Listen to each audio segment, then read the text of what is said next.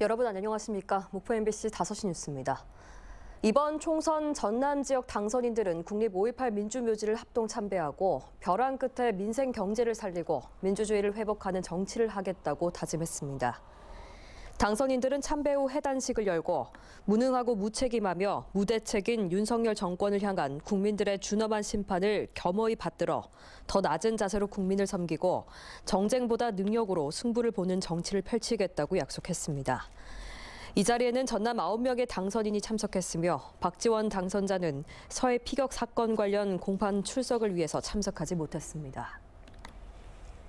전남도의회가 전남의대 유치 문제와 관련해서 관계 공무원들을 대상으로 긴급 현안 질의를 합니다.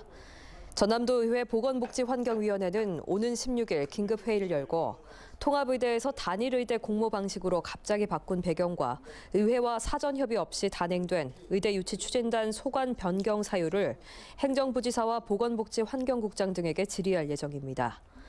이 밖에도 일각에서 제기되고 있는 의대 신설과 관련한 각종 의혹 등에 대해서도 살펴볼 계획입니다.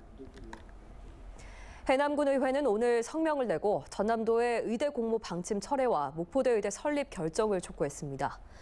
해남군의회 본회의장에서 열린 성명서 발표에는 군의원 전원이 참석해 공모 방식은 동서간 지역 갈등과 지역민의 생명권을 위협하는 것이라고 지적했습니다.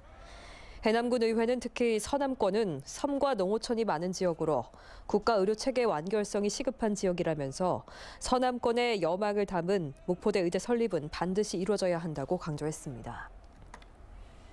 영암군 3호읍의 망월천에 설치된 보 인근에서 붕어 수십 마리가 폐사한 채 발견돼서 영암군이 조사에 나섰습니다.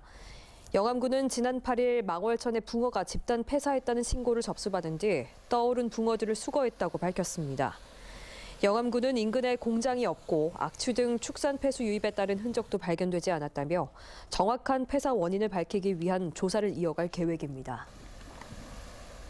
전남경찰청은 해외에서 밀반입한 마약류를 불법 체류 외국인 여성들과 상습 투약한 일당 6명을 붙잡아 구속했습니다. 이들은 지난해 10월부터 3개월 사이에 필리핀에 있는 클럽 등에서 몰래 들여온 필로폼과 대마, 엑스터시 등 마약류를 여수와 서울에 있는 숙박업소와 주거지에서 상습 투약한 혐의를 받고 있습니다.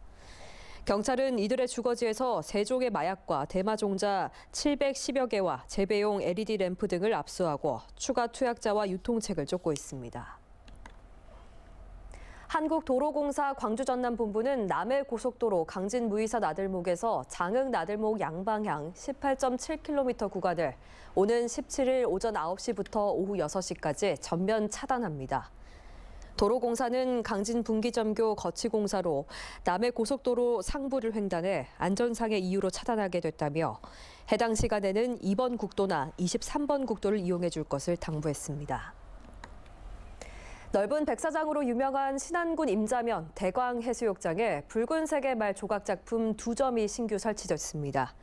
말 조각품은 2019년 한국국제아트페어에서 BTS 멤버인 뷔가 구매해서 화제를 모았던 김우진 작가의 작품으로 강력한 색채와 독특한 디자인으로 방문객들의 눈길을 사로잡고 있습니다.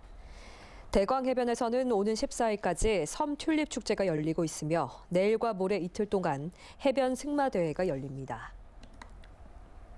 전남개발공사가 창립 이래 최대 경영 성과를 달성했습니다. 전남개발공사의 당기 순이익은 579억 원으로 지난 2004년 창립 이후 최대 흑자를 기록했고 부채 비율도 47%로 최근 10년 가운데 가장 안정적인 것으로 나타났습니다. 전남개발공사는 부동산 경기 침체 속에서 분양 토지 판매에 총력을 기울이고 사업별 공정률 관리 등 종합적 재무관리가 주요한 것으로 분석했습니다. 뉴스를 마칩니다. 시청해주신 여러분 고맙습니다.